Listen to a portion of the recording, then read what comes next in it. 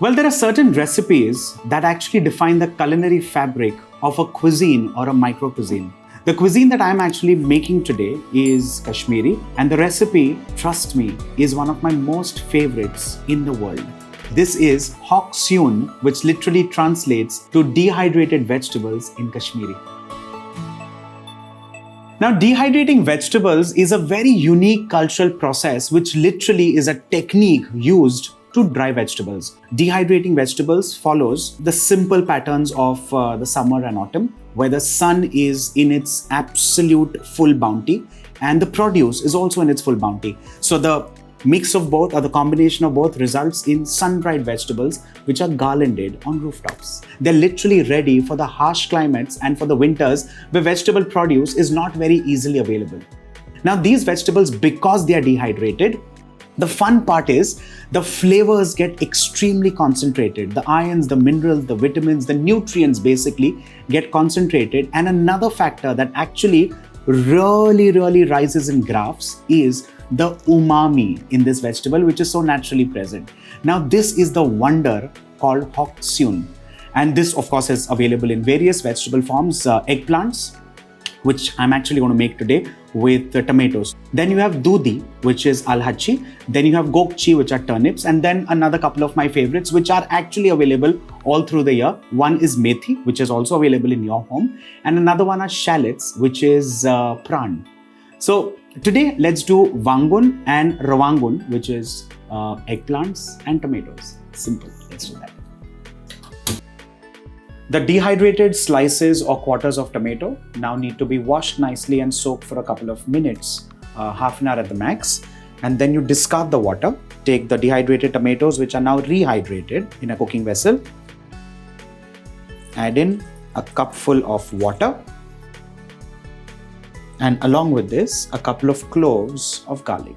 Allow this now to cook on high flame. The whole idea is to ensure this gets juiced up, because this we need in the puree form or in the juice form. You can either cook it this way, or you can also pressure cook it under 3 or 4 whistles. And once that's done, we mash this like so. And with this, of course, the flame. Let's transfer all of this in a sieve or a colander and ensure you collect all the pulp.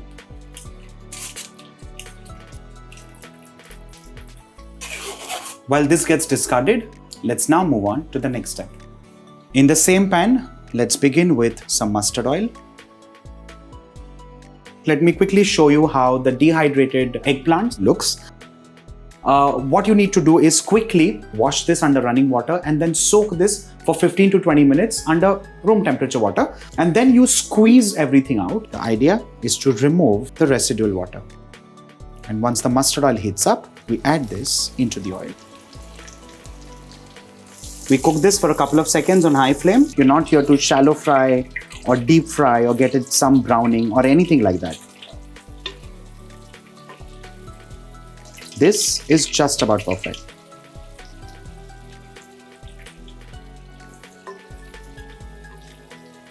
The next is to add in cumin seeds in the same hot oil. And to this now, the tomato.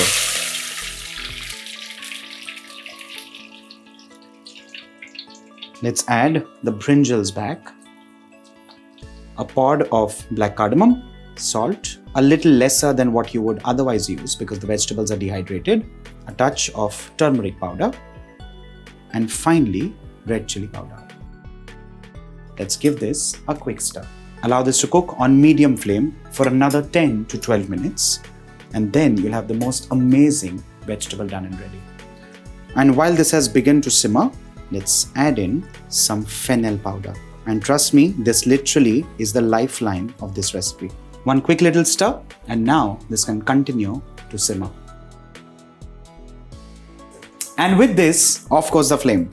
And now is the time to taste this.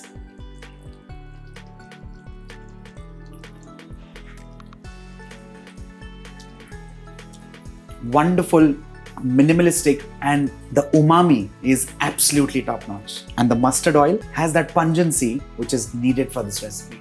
All I want to tell you is make this for family and make this for friends, because it's a beautiful stew, if I can call it so, of dehydrated brinjals and tomatoes with very few spices, and spices that are earthy in nature, naturally loaded with umami, and trust me, beautiful to say the least. Try this with a nice fragrant bowl of steamed rice, and if you can by any chance lay your hands on mushk pudij, which is also a Kashmiri short-grained rice, extremely fragrant, which they kind of reserve for their special occasions.